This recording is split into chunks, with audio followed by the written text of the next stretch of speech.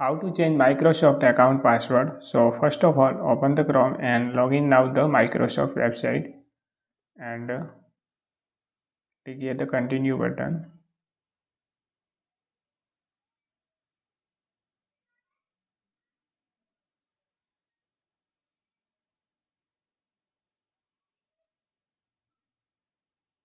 and log in now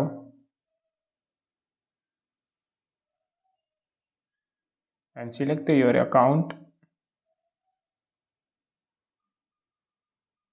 and click here the three lines like profile icon